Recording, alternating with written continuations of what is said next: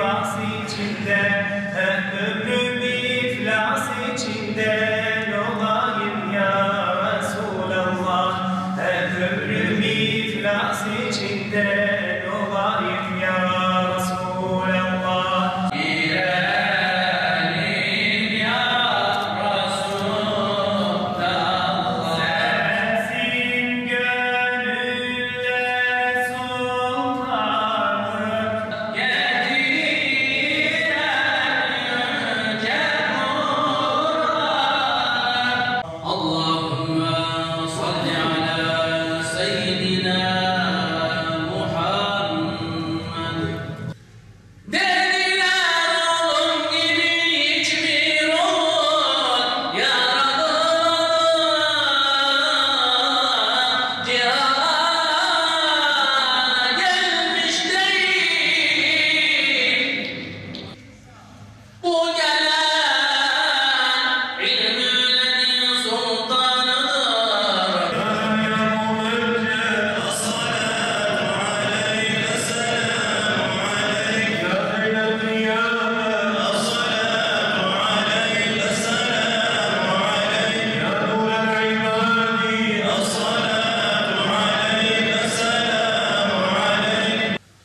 لقد كان لكم في رسول الله أسوة حسنة لمن كان يرجو الله. من المؤمنين رجال صدقوا ما عاهدوا الله عليه، فمنهم من قضى نحبه ومنهم من ينتظر. صدق الله العظيم. آمين.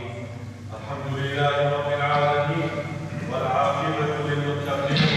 Rabbimiz hakkıyla ifade etmekten ve aciz kıldığımız hamdimizi, senamızı, şükrümüzü, duamızı sana arz ediyoruz. Sen kabul eyle Allah'ım. Şu mübarek gecede tövbelerimizi kabul eyle, günahlarımızı affeyle Allah'ım. Kalplerimizi ve ruhlarımızı da bulursun Allah'ım. Müminler ancak kardeştir ilahi fermanınca, bizleri zihinleri bir, yürekleri bir, gayeleri bir, sevgileri bir, hüzünleri bir, acıları bir kardeşler topluluğu eyle Allah'ım.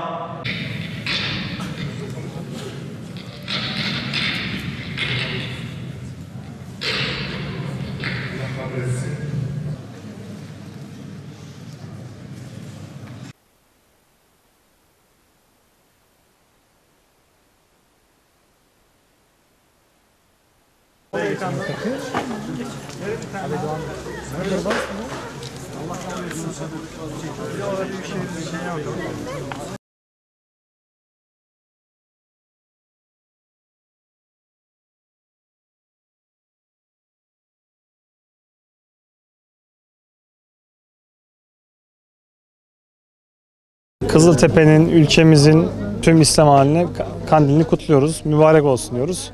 Resulullah sevgisinde bizleri buluşturan programlar için müftülüğümüze teşekkür ediyoruz. Gayet güzeldi, mutlu olduk. Biz de hem Büyükşehir Belediye'mizin hem de Kızıltepe Belediyesi'nin hazırlamış olduğu kandil simitlerini halkımıza dağıttık. Güzel geçtiğini düşünüyoruz. Bu mübarek Mevlid-i Nebi vesilesiyle bu akşam burada toplandık. Diğer camilerimizde cemaatlerimiz Allah'a şükür camilere akın ettiler. Kızıltepe Belediye'mizin hem bu camimizde, diğer camilerimizde Toki, Seyda Camii, Abdurrahman Enes Camii, Hacı Hadi Camii gibi camilere de orada kandil simiti göndererek o cemaatlerimize ikramları olmuştur. Bu vesileyle Sayın Belediye Başkan Vekilimiz Kaymakam Bey'e teşekkür ediyoruz. Kaymakam Bey'le ilk kandilimizi bu gece burada idrak ettik.